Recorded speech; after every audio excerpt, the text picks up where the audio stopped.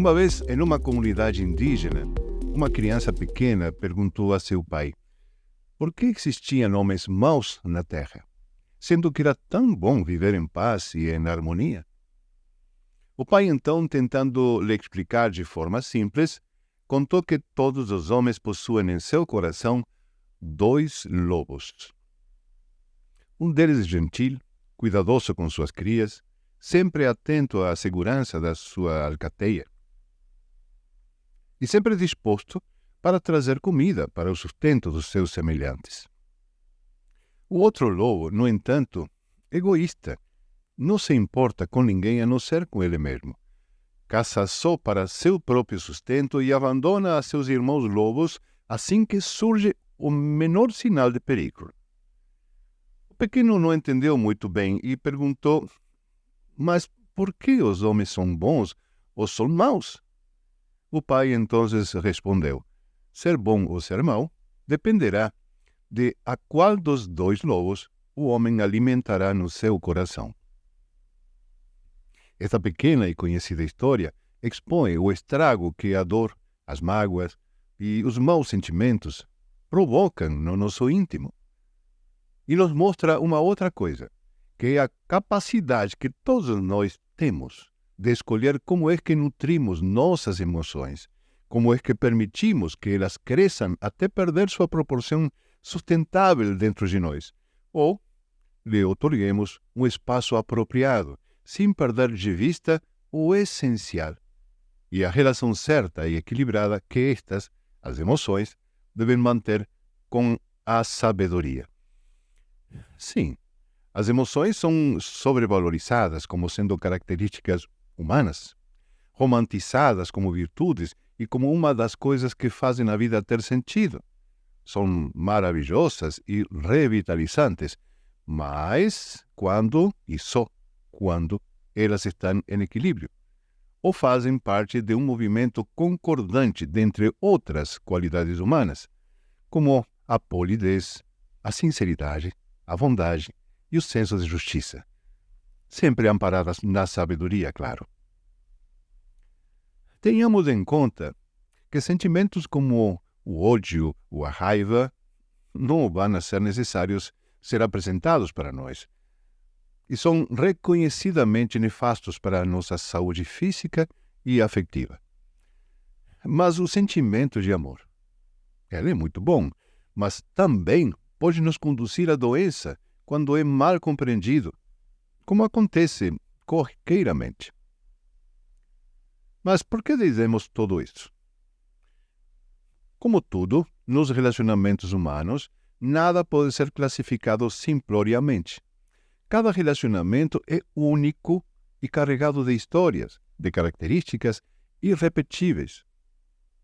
Cada relacionamento gera um leque de emoções, de sentimentos, de reações específicas. Em todas e em cada uma das etapas da nossa construção psíquica, assim como da forma em que interagimos com o meio e com as pessoas ao nosso redor, as emoções não somente estão presentes, sino que agem como protagonistas na função perceptiva e interpretativa dos estímulos internos e externos. Também selecionam e categorizam em memórias, influenciam em momentos cruciais na hora de tomar decisões ou de fazer escolhas, podem sustentar ou prejudicar nosso desempenho na regulação das habilidades sociais e favorecer ou inviabilizar a comunicação, que é um processo essencial para fazer parte equilibrada em qualquer sistema. Demais está a dizer como influenciam nas emoções, na nossa identidade, no nosso autoconceito e na nossa autopercepção, no caminho do autoconhecimento. Além, claro, de fazer parte da etiologia de praticamente qualquer doença ou desequilíbrio físico, mental ou sistêmico. Sobre as emoções, temos que agregar que a mente emocional é muito mais veloz que a mente racional e bem mais descuidada, como nos diz Daniel Goleman, autor do celebrado livro A Inteligência Emocional. Ela se aciona automaticamente e não para em nenhum momento a sopesar suas ações. Não reflexiona, não analisa. provavelmente relacionado ao tema da nossa evolução e até à seleção natural, é que as respostas emocionais em milésimas de segundos irreflexivas foram determinantes para a subsistência nos primórdios da humanidade. E também pode ser que, por esse motivo, os impulsos emocionais e as ações que desencadeiam surgem sempre com uma sensação de certeza que as tornam quase que inevitáveis. Apesar de que um pouco depois pensemos, mas por que é que fiz isso? Como nos diz Goleman, sendo que isso é um sinal mais que evidente do despertar tardio da mente racional.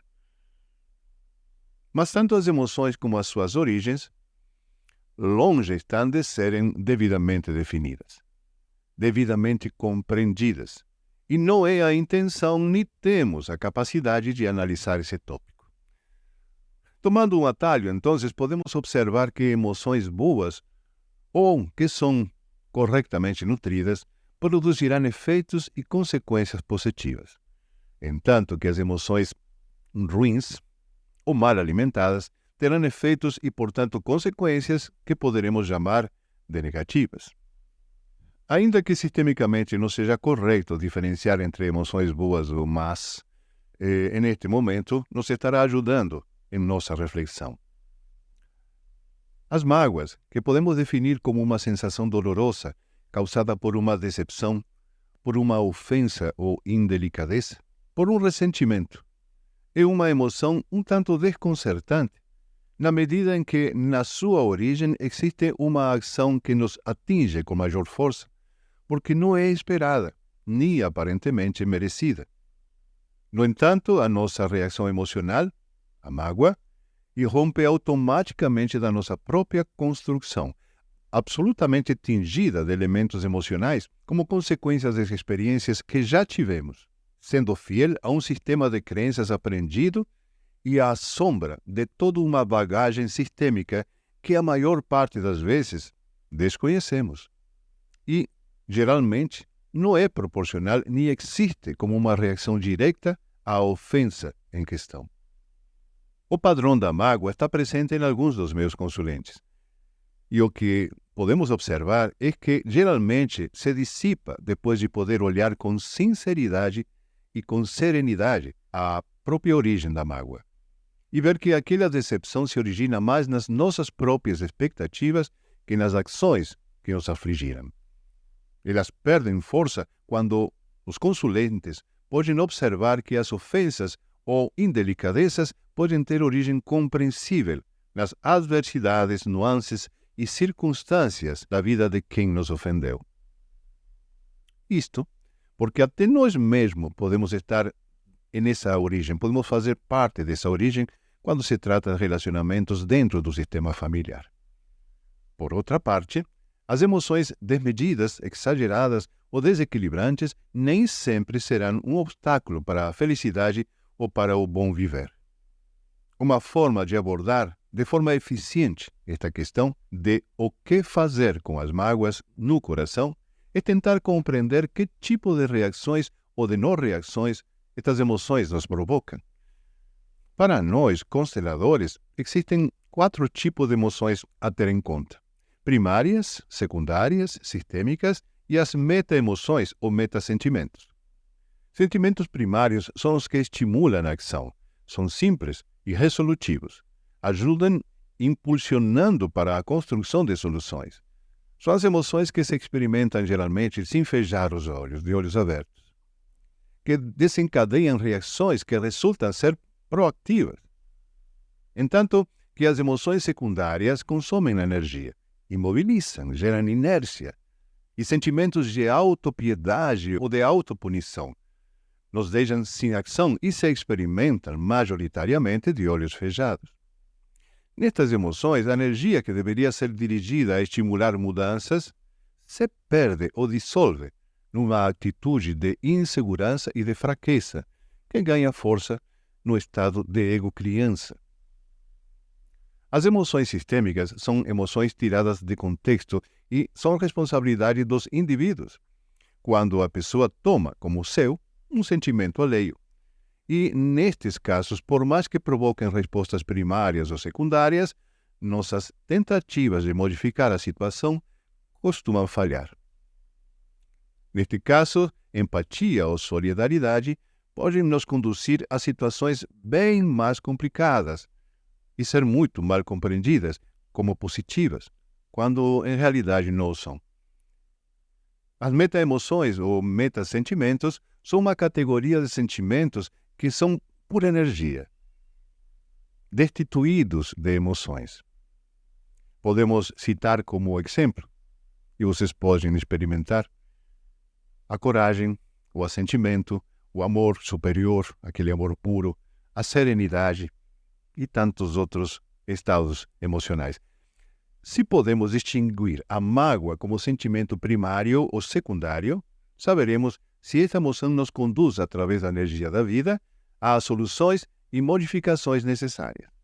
Ou nos suspende na inércia e na ineficiência, arrastando situações que a consciência de grupo nos impõe como condição para sairmos dos emaranhamentos nos quais estamos imersos. Se contextualizamos sistemicamente a mágoa, veremos que não fica limitada às pessoas diretamente involucradas nesse desentendimento. Mas, com certeza, a mágoa, em geral, não se origina no outro. Possui uma origem muito anterior, em sistemas de crenças ultrapassados, na má comunicação, nas tarefas sistêmicas não assumidas, ou no mau hábito de sairmos do nosso lugar procurando aliviar culpas ou galgar sentimentos de inocência ou de superioridade. Se podemos ver sua origem e o tipo de reação que nos provoca, a mágoa, em última instância, é um problema só nosso. Na medida em que corresponde somente a cada um de nós achar um caminho para compreender e solucionar a nossa mágoa. Um grande abraço a todos. Muita luz. Até breve.